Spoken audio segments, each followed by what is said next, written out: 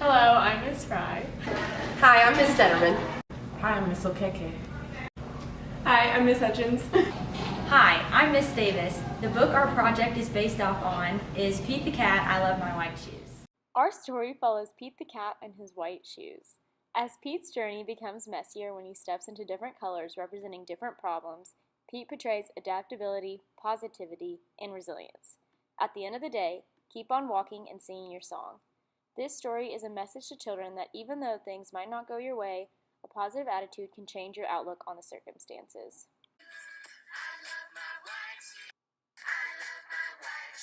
After reading the book to the class, the teacher will then pull up the YouTube song that goes with the book and encourage the students to actively listen.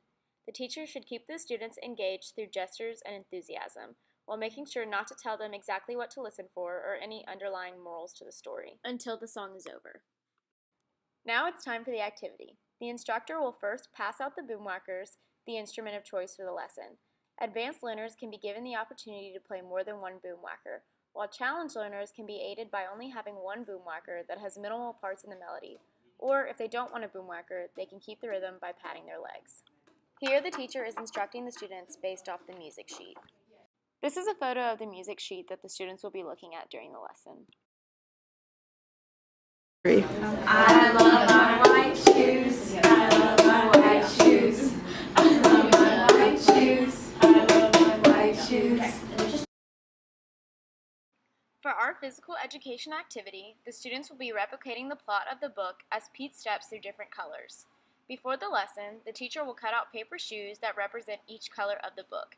The colors are white, red, brown, and blue. The teacher will review the book with the students and pull out the colors that they heard from the story. She will explain the difference between locomotor and non-locomotor movement, clarifying that locomotor movement is from one place to another, while non-locomotor is more stand-in-place movement.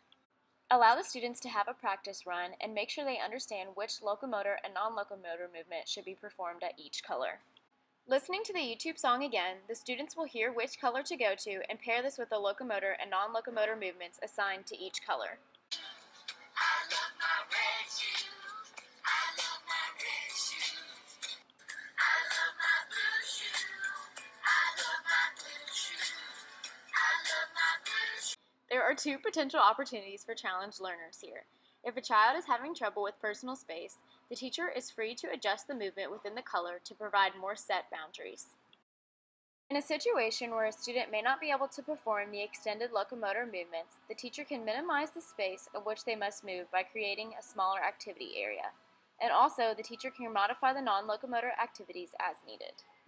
To end the activity, ask the students to help pick up the feet around the gym. For our art lesson, the class will be making their own Pete the Cats.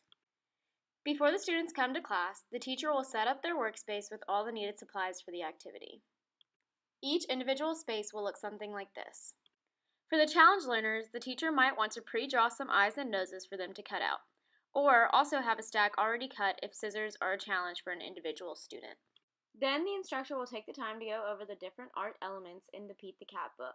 She will point out the lines, color contrasts, different shapes on Pete's face, and different shades of similar colors.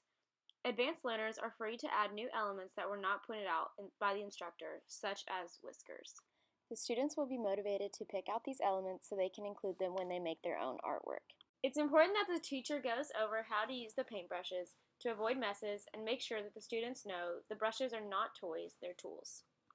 Before they begin, be sure to show them where the finished work goes to dry when they are done. The student will wait for the instructor to say go before they begin any work. After setting up the procedure and modeling the expectations and checking for understanding, the students are ready to create their own Pete the Cat with instructor monitoring. Here, the advanced student is adding whiskers, even though that was not necessarily pointed out by the instructor. This shows understanding of the objective. Remind the students that if you make a mistake, you make something out of it, not start over. To conclude the activity, point out the innovative quality of your students' artwork and collect them for further evaluation. Remind the students of the procedure to clean their work area. And this concludes all three activities.